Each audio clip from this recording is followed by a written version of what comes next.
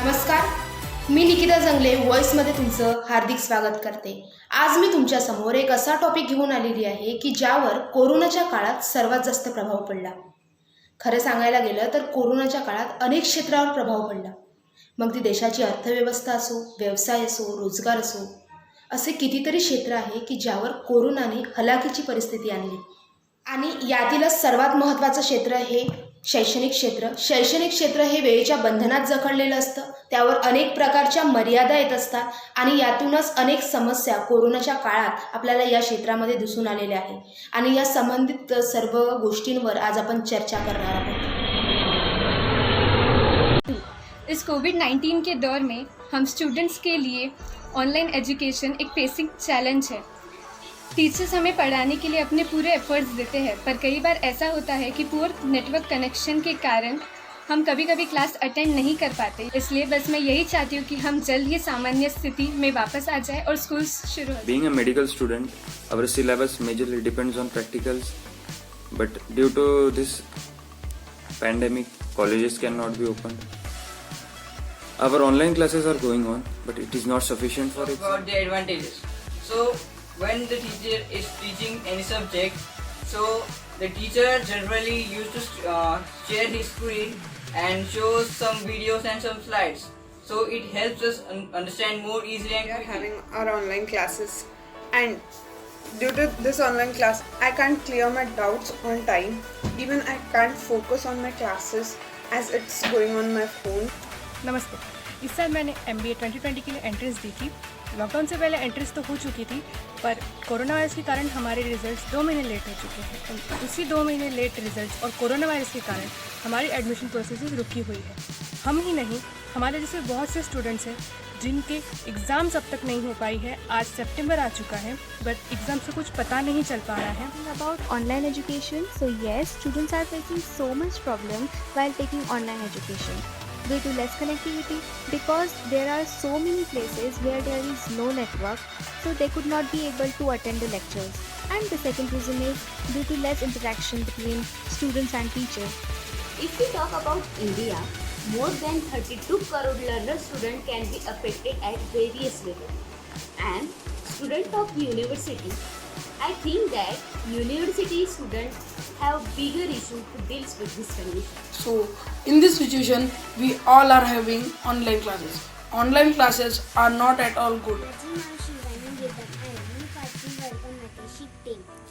मला कोविड-19च्या जीवनात online classes आणि पुअर नेटवर्क कनेक्शनमुळे खूप अडचण येते. Grade 10, I am studying live classes since late May. Now let's talk about the disadvantages that we are having while live classes. We face many technical and internet problems, so we are unable to connect with the teachers. Internet problems are not the only problem that we are facing, but some students doesn't have the devices to attend the live classes. In 12th, I am preparing for NEET. Due to COVID-19, my studies is affected a lot. Online classes is started, but it is not yet much efficient as compared to offline classes. My whole year schedule, curriculum has been disturbed. Just hoping for normal situation. कोरोनाच्या काळात विस्कटलेल्या शैक्षणिक व्यवस्थेकडे पाहता हे जाणवते की शैक्षणिक क्षेत्र पूर्णतः कोलमडले आहे. संपूर्ण जगाचा विचार केला तर 188 देशामधील शाळा बंद पडल्यामुळे जगातील 91% अधिक विद्यार्थी शाळाबाह्य आहेत. मग त्यावर उपाय म्हणून सरकारने ऑनलाईन शिक्षणासारख्या अनेक उपाययोजना केल्या, पण त्या सर्व विशिष्ट मर्यादितच आहे. त्यामुळे त्याचा नकारात्मक परिणाम मोठ्या प्रमाणावर मुलांवर झाला. मग शेवटी हाच प्रश्न उरतो की हे असंच केव्हापर्यंत सुरू राहणार. आज आपल्यासोबत आहे महाराष्ट्र महाविद्यालय खापरखेडा येथील मुख्याध्यापक LR राठोड सर.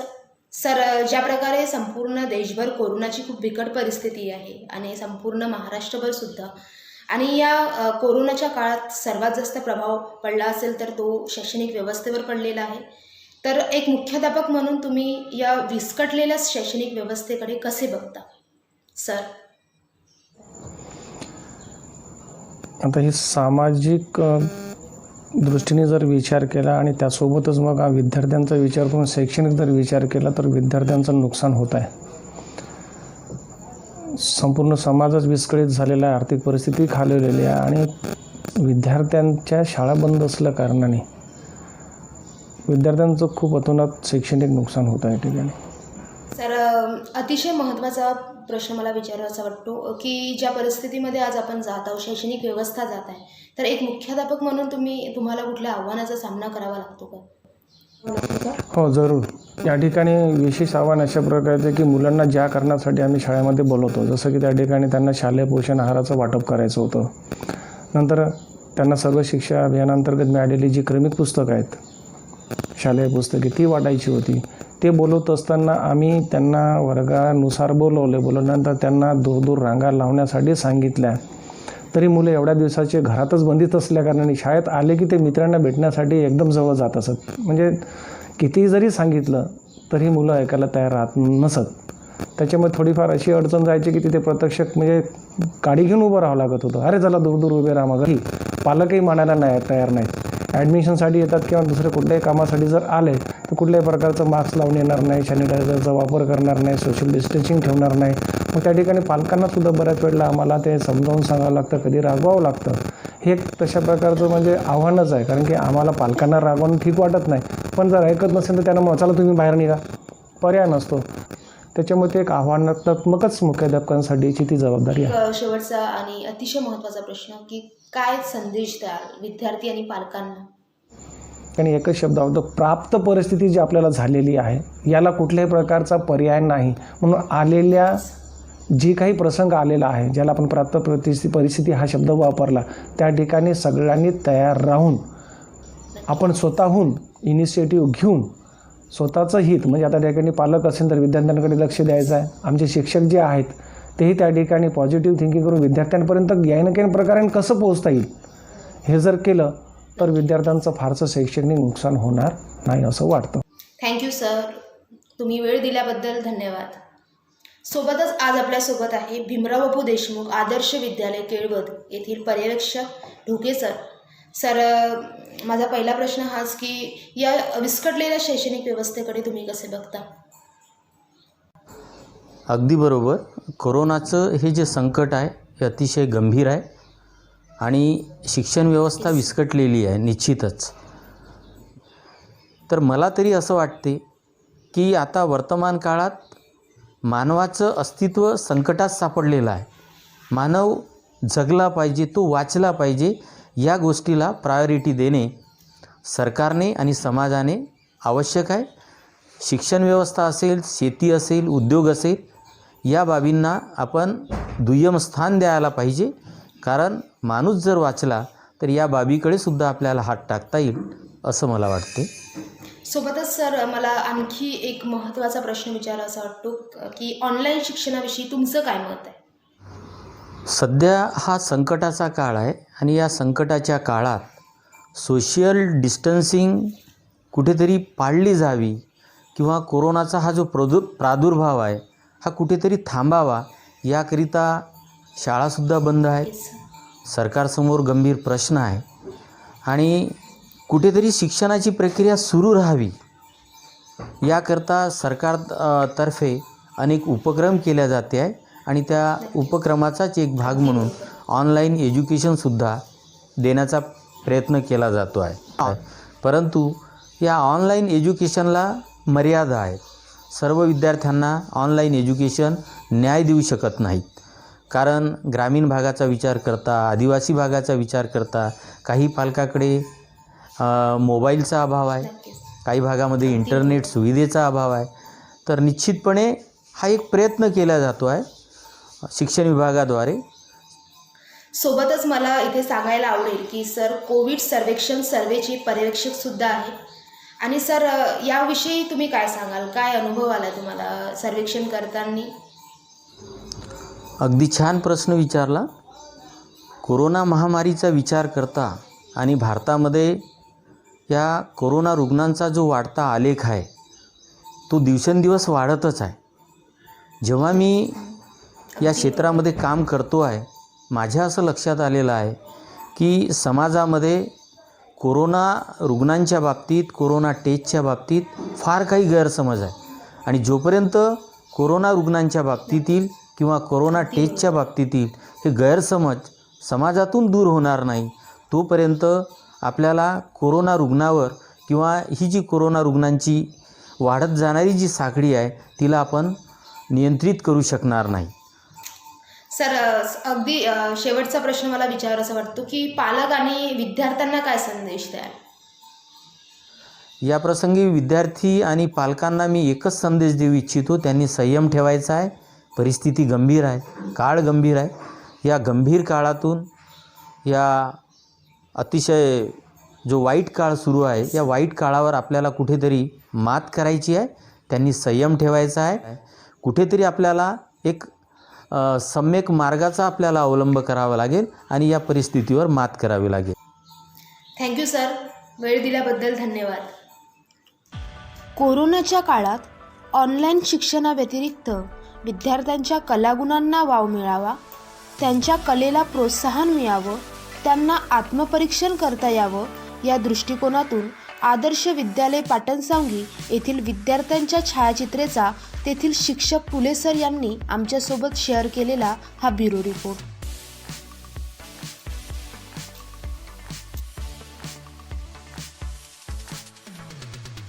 आज आपल्यासोबत आहे आदर्श विद्यालय पाटणसावंगी येथील शिक्षक पुले सर. ज्या प्रकारे संपूर्ण देशभर कोरोनाची अत्यंत बिकट परिस्थिती आहे आणि या सर्वाचा परिणाम शैक्षणिक व्यवस्थेवर पडलेला आहे दिसून येतो आहे आपल्याला, तर याकडे तुम्ही कसे बघता? विस्कटलेल्या शैक्षणिक व्यवस्थेविषयी तुमचं काय मत आहे? नक्कीच शैक्षणिक परिस्थिती डगमगलेली आहे, यात दुमत नाही आहे. अशा परिस्थितीत याचे प्रदीर्घ आणि विचित्र पडसाद प्रत्यक्षरित्या शाळा सुरू झाल्यावर सुद्धा जाणवणार आहेत. याचे एक उदाहरण मी देतो की विद्यार्थ्यांच्या मानसिकतेवर याचा भयंकर परिणाम झालेला आहे. आज जो विद्यार्थी 8वी-9वीला गेलेला आहे तो विद्यार्थी उद्या 8-9 स्टँडर्डचा विद्यार्थी उद्याला शाळा सुरू झाल्यानंतर कदाचित आपल्याला 6-7 मध्ये आहे की काय असं वाटू लागणार, हे नक्की. त्याचं कारण असं की ही जी परिस्थिती क्रिएट झालेली आहे तो शिक्षणापासून दुरावलेला आहे आणि हा असा अनकंट्रोल्ड इरिपेरेबल डॅमेज शिक्षण व्यवस्थेवर झालेला आहे. तर अतिशय महत्त्वाचा प्रश्न खास करून तुमच्यासाठी, कारण तुम्ही ऑनलाईन शिक्षणाचा भाग आहात. तुम्ही ऑनलाईन एज्युकेशन विद्यार्थ्यांना देता, तर त्या ऑनलाईन एज्युकेशनविषयी तुमचं काय मत आहे? Exactly. Opinion about online education. नक्कीच या प्रश्नाचं उत्तर द्यायला मला आवडेल. गुगल मीट, झूम मीट सारख्या अनेक ॲप्सनी विद्यार्थ्यांना, पालकांना, शिक्षकांना आणि शिक्षकप्रेमींना ऑनलाईन एज्युकेशनच्या प्रेमात पाडलं आहे. Everyone is fond of online education. परंतु साईड बाय साईड यामुळे कुठे रेंज नाही आहे, कुठे डेटा प्रॉब्लेम आहे, कुठे गरिबी श्रीमंती असा विषय समोर येऊन सामाजिक विषमता, शैक्षणिक विषमता सुद्धा निर्माण झाल्याचं चित्र आहे. परंतु दुसरा मार्ग नाही आहे. सध्या तरी ऑनलाईन एज्युकेशन हा यावरचा एकमेव पर्याय नजरेसमोर दिसून येतो, म्हणून आपल्याला त्या दृष्टीने प्रोसीड करावं लागतं आहे. ऑनलाईन एज्युकेशनची इफिशियन्सी कमी जरी का असली तरी आताचा एक पर्याय म्हणून त्याकडे बघण्यास हरकत नाही आहे. त्या दृष्टीने आपल्याला जे काही मिळेल ते आपण आवर्जून आत्मसात करायला पाहिजे. सोबतच सर, अतिशय महत्त्वाचा आणि शेवटचा प्रश्न की विद्यार्थी आणि पालकांना काय सांगाल? विद्यार्थ्यांना सर्वप्रथम सॉरी म्हणतोय. माझ्या महाराष्ट्रातील त्या विद्यार्थ्यांच्या शिक्षणावर, भविष्यावर आणि बालपणावर या सर्वांचा या कोरोनाने खेळ मांडला आहे.